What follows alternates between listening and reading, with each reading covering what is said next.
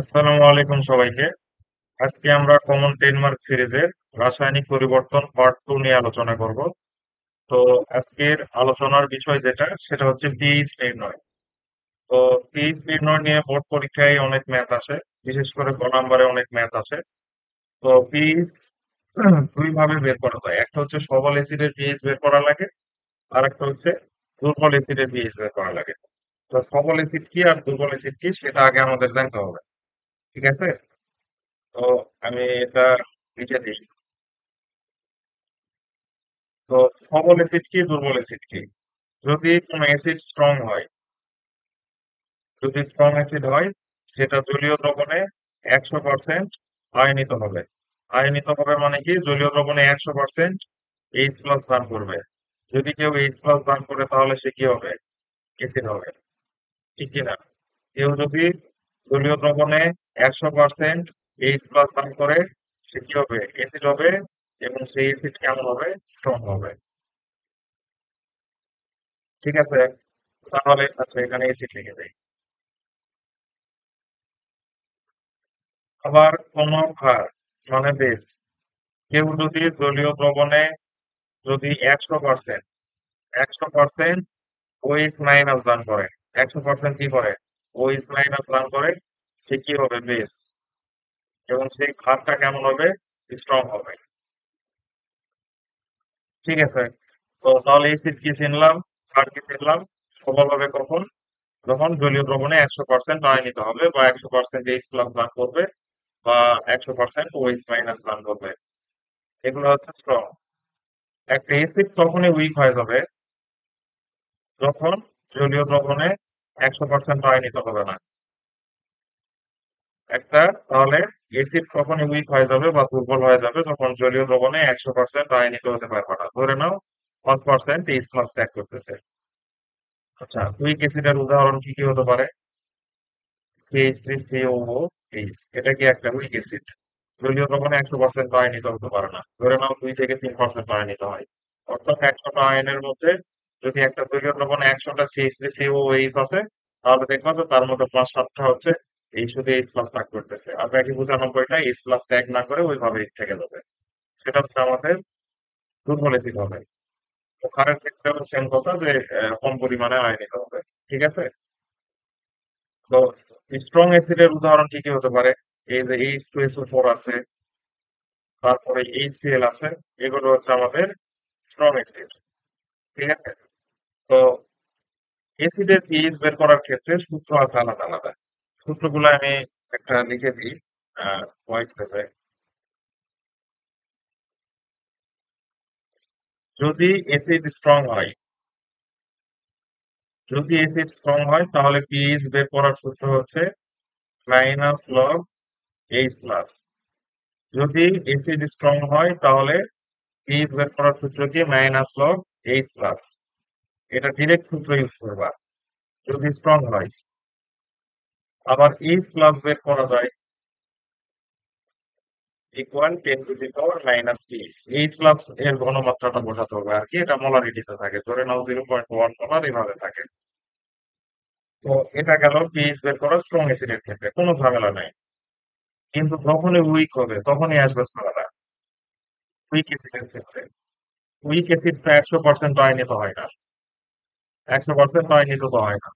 তখন তো আমরা ডিরেক্ট এইচ প্লাস বা এই যে 0.1 মোলার এটা ইউজ করতে পারবো না। উইক অ্যাসিড ধরে নাও আলফা পরিমাণ বিয়োজিত হয়েছে, আলফা পরিমাণ বিয়োজিত হয়েছে। 100%-এর মধ্যে ধরে নাও 10%, 20%, তো সোজা কথা আলফা পরিমাণ বিয়োজিত হচ্ছে। তখন আমাদের এইচ প্লাস এর ঘনমাত্রা কত হবে? এইচ প্লাস এর ঘনমাত্রা হবে হচ্ছে সি আলফা। সেই জায়গায় এই যে সি কি, সি হচ্ছে যে মেন ঘনমাত্রাটা দেওয়া থাকবে 0.1 মোলার। ধরে নাও CH3COO, তখন আমাদের সি এর ভ্যালু কত? এই যে 0.1 মোলার। আর যদি বলে বলে দেয় যে 10% বিয়োজিত হয়েছে, তখন আলফার ভ্যালু হচ্ছে 0.1, 100 দিয়ে ভাগ করলে এটা হবে। তো তখন যেভাবে এই যে এইচ প্লাস যে বের হবে, এখানে বসায় যে 0.1 ইন্টু 0.1 করে যে ভ্যালু আসবে, তখন আমরা এই যে পিএইচ ইকুয়াল লিখবো যে এই যে এইচ প্লাস এর ভ্যালু কত আসলো, 0.1 ইন্টু 0.1, এই ভ্যালুটা বসলো। তো আমরা যদি direct minus log H plus মানে যদি 0.1 বসাই দুর্বল অ্যাসিডের ক্ষেত্রেও, সেক্ষেত্রে কিন্তু আমাদের অ্যান্সারটা ভুল আসবে। ঠিক আছে? তো অবশ্যই অবশ্যই দুর্বল অ্যাসিডের ক্ষেত্রে এই বিয়োজনের পরিমাণ দেওয়া থাকবে, এবং আমাদের এই সূত্রটা H plus equal C alpha এখানে বসায় আমাদের ক্যালকুলেট করতে হবে। তো আরেকটা জিনিস দেওয়া থাকবে, সেটা হচ্ছে কে এ এর ভ্যালু। কে হচ্ছে এসিডের বিয়োজন ধ্রুবক, দুর্বল এসিডের বিয়োজন ধ্রুবক।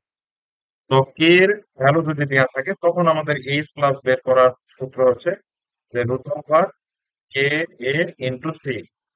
তো ধরে নাও কে এর ভ্যালু দেওয়া আছে 1.8 ইন্টু 10⁻⁻5, তাহলে এইচ প্লাস এর ভ্যালু কত হবে? Root over 1.8 into 10⁻⁻5 into C এর ভ্যালু হচ্ছে 0.1। তখন আমাদের ক্যালকুলেট করে তো একটা ভ্যালু আসবে, তখন পিএইচ বের করবা ডিরেক্ট মাইনাস লগ এই যে ভ্যালুটা আসবে সেটা বসাই দিবা, তাহলে আমাদের অ্যান্সার চলে আসবে। এটা হচ্ছে দুর্বল অ্যাসিডের পিএইচ এভাবে বের করে। ঠিক আছে? তাহলে দুর্বল অ্যাসিডের পিএইচ বের করার জন্য এই দুটো সূত্র মুখস্থ রাখতে হবে। আর কে হচ্ছে অ্যাসিডের বিয়োজন ধ্রুবক, আলফা হচ্ছে বিয়োজনের পরিমাণ, সি হচ্ছে ঘনমাত্রা, এটা দিয়ে থাকে। ঠিক আছে? তো দেখো, এখন আমরা যদি মেইন প্রশ্নে যাই, তো আমাদের এই প্রশ্নে বলছে যে উদ্দীপকের প্রথম দ্রবণের পিএইচ গণনা করো। উদ্দীপকের প্রথম পাত্র যেটা দেয়া আছে, প্রথম পাত্রে আছে এইচ এ। প্রথম পাত্রে কি দেয়া আছে? H A. তো এইচ এ একটি জৈব অ্যাসিড, যেহেতু জৈব অ্যাসিড এটা হচ্ছে একটা দুর্বল অ্যাসিড, এবং কে এর ভ্যালু যেহেতু দিয়ে দিছে সেহেতু বুঝতে হবে এটা দুর্বল অ্যাসিড। তো পিএইচ কিভাবে বের করে কেবলই শিখে দিলাম। যেহেতু দুর্বল অ্যাসিড, দুর্বল অ্যাসিডের ক্ষেত্রে আমাদের এইচ প্লাস আগে বের করে নিতে হবে। এইচ প্লাস কত হবে? রুট ওভার কে এ ইন্টু সি। তো রুট ওভার কে এর ভ্যালু কত? 1.8 ইন্টু 10⁻⁻4। সি এর ভ্যালু কত দিচ্ছে? ঘনমাত্রা 0.2 মোলার। তাহলে 0.2 বসাও। তাহলে এটা ক্যালকুলেট করলে আমাদের আসে যে রুট ওভার 1.8 10⁻⁻4 ইন্টু 0.2, আমাদের আসে হচ্ছে 6 ইন্টু 10⁻⁻3। তো এই যে এইচ প্লাস এর ভ্যালু জেনে গেছি, এখন শুধু পিএইচ বসাবো। তাহলে পিএইচ ইকুয়াল কত হবে? মাইনাস লগ এই যে 6 ইন্টু 10⁻⁻3 যদি বসাই, তাহলে আমাদের পিএইচ আসে এখান থেকে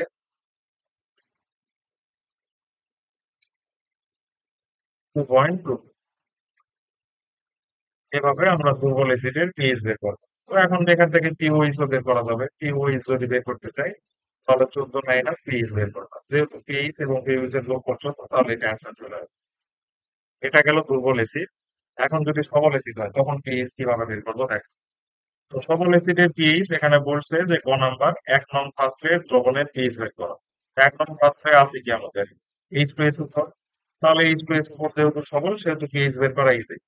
pH equal minus log H plus. তো এইচ প্লাস এর ভ্যালু কিন্তু এখানে দেয়া নাই, ঘনমাত্রাটা দেয়া নাই, ঘনমাত্রা বের করতে হবে। এখানে পার্সেন্টেজ আকারে দেয়া আছে। তো পার্সেন্টেজ থেকে আমরা মোলারিটিতে যাইতে পারবো, পার্সেন্টেজ থেকে মোলারিটিতে যাইতে পারবো। ঠিক আছে?